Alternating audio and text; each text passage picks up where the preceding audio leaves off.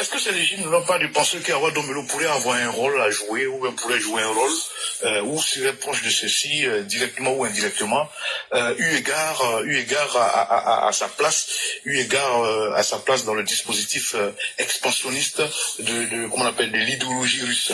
Merci beaucoup. Merci beaucoup, cher frère. Merci à tous ceux qui ont posé aussi cette question. En tout cas, de ce que je sais, et que tout le monde peut vérifier, au sein des BRICS, les BRICS, ne soyez pas étonnés, c'est le Brésil pour représenter B, R pour représenter la Russie, I pour représenter l'Inde, et CS pour représenter la Chine. Les 4 pays-là ont décidé, pardon, il y a aussi le Brésil aussi.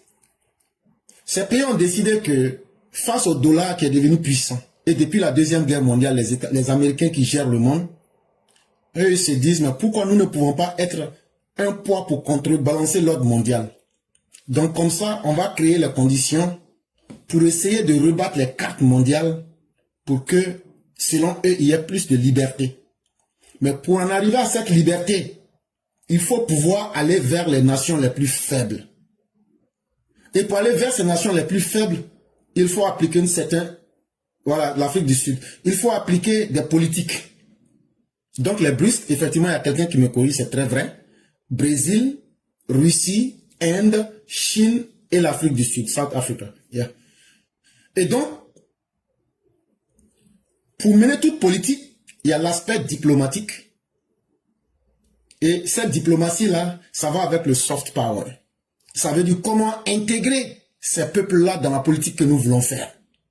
Et Awadomelo est le vice-président des alliances internationales des BRICS dans le projet stratégique pour l'Afrique. Comme pour vous dire qu'il n'y a pas de doute. Il est aussi celui-là qui est auprès du patronat russe pour convaincre les patrons russes de venir exploiter l'Afrique. Et encore pour vous convaincre mieux, Awadomelo a eu des réunions. Il a rencontré le 3 mai 2023, il a rencontré Ibrahim Kaka au Burkina Faso, à Ouagadougou. Il a rencontré Tiani le 29 janvier 2023. Il a rencontré le président du Adama Barrow entre le 2 et le 6 octobre 2023. Mais posez-vous la question, qui il est en réalité? S'il n'avait pas un appui, pourquoi cette facilité de pouvoir rencontrer des présidents? Ça veut dire que c'est l'influence russe qui est derrière lui. Mais c'est une stratégie qui est très bien élaborée aussi. Parce qu'il ne faut pas penser simplement à ce que l'on voit. De Kémy Séba, en passant par Samba Mbenda Diao, pour arriver à Nathalie Yam et Egunchi Beyanzin, et bien d'autres que vous connaissez, mais c'est toute une influence de toile qu'ils ont établie sur l'Afrique de l'Ouest. Ce n'est pas seulement l'aspect militaire, mais c'est l'aspect diplomatique aussi. Et c'est là que intervient un homme comme Awadomelo pour essayer de convaincre les Africains d'adhérer à l'idéologie russe sur le continent africain. Et pour bénéficier donc de cette facilité, les Russes profitent pour financer ces personnes, leur permettre d'avoir des couvertures publicitaires à travers certains médias comme Sputnik, qui est une télévision d'État russe, et des organisations soi-disant de la société civile, qu'on appelle les OSC pro-russes, ont toutes ces organisations-là des stratégies de formation à ces personnes qui viennent aujourd'hui pour essayer de s'accaparer de l'Afrique pour la remettre aux Russes. Voilà toute la stratégie qui est là. Et maintenant, ils veulent dépasser un cap. Là où ils n'ont pas pu rentrer militairement, ils vont essayer, à travers soit des ONG, comme par exemple l'URPANAF, qui se dirait Urgence panafricaniste. Ils vont essayer de créer des partenariats alternatifs, comme par exemple Parade, à travers les Diao et autres, pour essayer d'infiltrer l'Afrique. Ils vont essayer de faciliter l'entrée dans les médias locaux de certains pays en Afrique de l'Ouest. Et tout ça, ils ont chapeauté cela par un projet qui est suivi de très près par le Kremlin à travers le projet LACTA. Et le projet LACTA, il est établi surtout pour l'Afrique de l'Ouest, pour que la Russie puisse occuper cet espace. Maintenant, après que nous ayons dit tout ça, la question qu'on se pose, est-ce que la Russie peut véritablement répondre à nos besoins en tant qu'Africains en cette fin du XXIe siècle? Est-ce que déjà, la Russie a déjà permis d'atteindre un modèle de développement? Voilà la première question que nous nous posons. Ce n'est pas que nous soyons contre la Russie, ou bien que nous sommes en faveur de la Russie, mais la première question que nous nous posons, dans le dispositif du droit international, est-ce que la Russie respecte les partenariats en se basant sur les règles du droit international? La réalité montre que la réponse est non. La deuxième question que nous nous posons, aujourd'hui, quand on regarde, ce n'est pas la première fois que la Russie soit avec nous ici. Je me souviens le 28 septembre 1958, lorsque Sékou Touré dit non et qu'ils se sont rapprochés des Russes. Mais en 2025, nous sommes encore dans le mois de septembre, où se trouve la Guinée? Où se trouvent dans les années 70, 80, tous ceux qui ont cru à la révolution? Que ce soit Cuba, que ce soit les pays africains, quel a été le résultat? Les Russes ne viennent jamais. Même Modibo Keïta a flirté avec les Russes, mais ça s'est terminé en queue de poisson.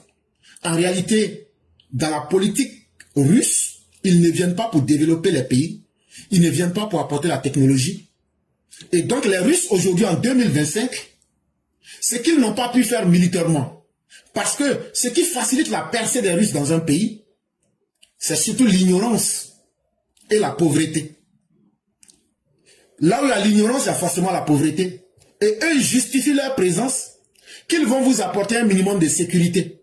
Mais en contrepartie, quand ils rentrent dans le pays, ils phagocytent les institutions. Et je vous donne un exemple, allez prendre la Centrafrique.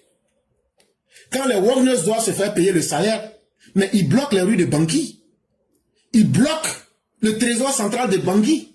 Ils se servent dans l'argent comme ils veulent. Et après les miettes, on laisse ça avec Touadéra et sa bande. Mais depuis qu'ils sont là-bas, aucun projet de développement. Depuis qu'ils sont là-bas, le pays ne fait que patiner sur lui-même. Partout où ils sont passés, ils installent le chaos, la désolation et plus de malheur pour la population. Et là où ils n'ont pas réussi à rentrer par la force armée, au nom de l'analphabétisme et de la pauvreté, eux aussi, ils ont appris de leurs expériences sur le terrain. Ils disent maintenant, pourquoi ne pas nous incruster en utilisant des hommes liges? Et c'est là que Awa Dombelo devient l'homme parfait de la situation dans le cas de la Côte d'Ivoire. On ne va pas rentrer avec la propagande puisque ça ne rentre pas. Et je tiens à le dire, en 2020, on a capturé des gens, des Russes, à Dabou, qui sont venus en prospection. Mais peut-être que beaucoup n'en ont pas entendu parler, et je préfère ne plus en parler publiquement. Et donc, on attend maintenant les élections. Et à partir des élections, si on arrive à imposer le pion de la Russie, on va mettre à sa disposition tous les financements et toutes les stratégies qu'il faut. Et c'est justement à cela qu'on est en train d'assister maintenant. Ce que Ibrahim Kaka dit là, ce n'est pas lui-même qui le dit. C'est un message du FSB. Nous le savons, parce qu'on sait décoder. Lui, il sait qu'il ne peut pas, quelqu'un qui n'a pas pu battre les éléments du RSP, quelqu'un qui n'a pas pu battre quelques djihadistes, toi tu peux te battre contre un pays? Non, c'est ceux qui sont derrière lui qui l'ont envoyé. Et dans cette structuration-là, Babo Laurent et Awa Dombelo font le même combat. Parce que l'élément aujourd'hui qu'il doit faire tomber s'appelle Alassane Ouattara et donc le système occidental. C'est pourquoi Laurent Gbagbo change le nom de son parti FPI pour tromper les gens de l'AES. Il devient donc le parti des peuples africains. Là, comme ça va faire mieux adhérer l'AES à son combat. Et aujourd'hui donc, la Russie va se servir et du PPACI et d'Awadon Melo qui en réalité n'est pas du tout en palabre avec Gbagbo. Et ils vont arriver à cet objectif-là pour dire qu'ils veulent libérer l'Afrique. Mais libérer cette Afrique pour la remettre encore à un nouveau colon. Un colon qui n'a jamais fait ses preuves ni dans l'histoire ni dans le factuel. Parce qu'il n'y a pas un pays au monde où le modèle russe a permis aux filles et aux fils de ce pays-là de dire « Nous n'avons pas fait l'erreur de croire en la Russie. » Ça n'existe pas. Même à Cuba, c'est avec les phares des véhicules qu'ils allument. Les phares des véhicules pour circuler sur la route la nuit. Voilà la triste réalité qui est là. Et donc nous disons ceci. Pourquoi ne pas dire clairement toute la vérité aux uns aux autres et montrer la dangerosité de ce qui est en train de venir en Côte d'Ivoire? Parce qu'une fois que les Russes seront rentrés, ce qui est promis ne sera jamais à la hauteur des rendez-vous. Parce que ça sera toujours le pillage des ressources, la désintégration de ce qui est là, et ce qui les intéresse surtout aujourd'hui, dans le cas du Mali par exemple, l'uranium qui est enlevé au Mali, comment faire passer ça à partir du port le plus proche pour avoir une zone d'accès à la mer? C'est ce qui intéresse la Russie pour pouvoir faire passer les matières premières qu'elle enlève. Parce que prendre ces matières premières, aller passer, traverser toute la bande de l'Afrique pour aller vers l'Érythrée, c'est trop loin. Alors qu'Abidjan est très proche. Le Sénégal aussi est un peu loin. Donc, aujourd'hui, c'est le lithium, pardon. Vous avez raison, c'est le lithium. C'est le lithium. Et donc, Awadon Melo devient aujourd'hui l'homme parfait qu'ils vont pouvoir utiliser pour rentrer, et non seulement légalement en Côte d'Ivoire, mais d'une manière que beaucoup ne comprendront pas. Et c'est notre responsabilité de bien expliquer cela à nos populations. Voilà un peu ce que je pourrais dire sur cette question. Et lorsque j'ai dit que le Burkina est à 90% en main des djihadistes, il y a un document qu'on appelle Burkina Faso cadre stratégique 2021-2025. Quand vous partez prendre cela, il faut prendre la première page où c'est écrit annexe 1, carte du Burkina. Et quand vous regardez très bien la carte du Burkina, il suffit de regarder les frontières du Burkina. Ce n'est pas quelque chose qui est écrit, mais quand vous savez analyser une carte, vous comprenez ce que je veux dire. Quand vous prenez la carte du Burkina, vous regardez, le Burkina fait frontière avec la Côte d'Ivoire. Le Burkina fait frontière avec le Ghana, avec le Togo, avec le Bénin, avec le Niger. Et la plus grande frontière du Burkina Faso, c'est avec le Mali.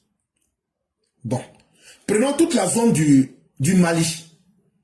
Commençons depuis Moro-Baba, pour monter à Balavé, pour aller à Nouma, pour passer à Djibasso, pour arriver à Tungari, pour passer à Tiou, pour arriver à Djibo, pour arriver à Marcoy. Tout ça là, il n'y a aucune sécurité là-bas. On est d'accord que c'est une zone de non-droit. Puisque ça fait directement frontière avec un autre État qui n'est pas capable d'assurer sa sécurité.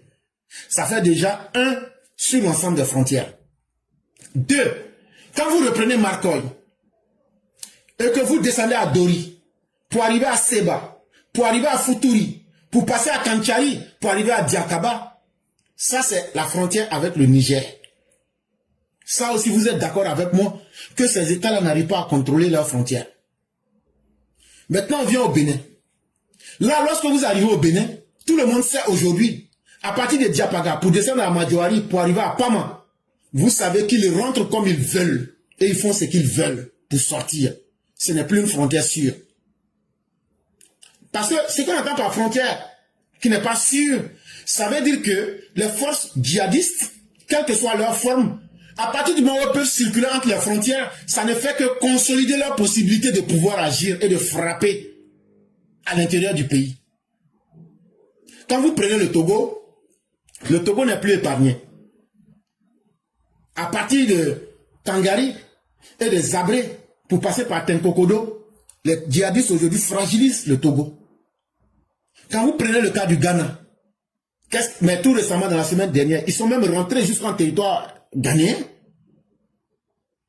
Ils ont facilement l'accès à partir de Léo. à partir de Pau, ils rentrent au Ghana, ils font ce que tout le monde a pu voir la semaine dernière.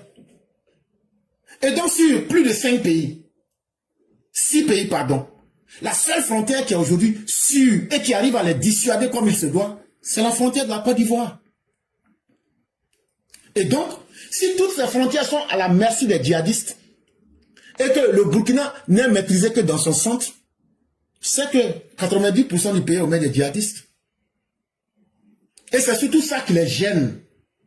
Parce que la Côte d'Ivoire aujourd'hui s'est montrée comme une forteresse, parce que nous avons mis tout ce qu'il faut en termes de stratégie militaire pour pouvoir faire échec, non seulement au djihadisme, mais surtout à la politique expansionniste russe. Et comme eux aujourd'hui, ils plafonnent leur survie sur la Russie, c'est à cœur joie qu'ils essayent de se faire les représentants, les valets locaux de la Russie, pour répéter les mots que leur mettent le FSB dans leur bouche. Mais la Côte d'Ivoire ne se laissera pas distraire. Et toute opération de chaos, nous allons leur faire comprendre que la récréation est terminée. Et donc je m'arrête là.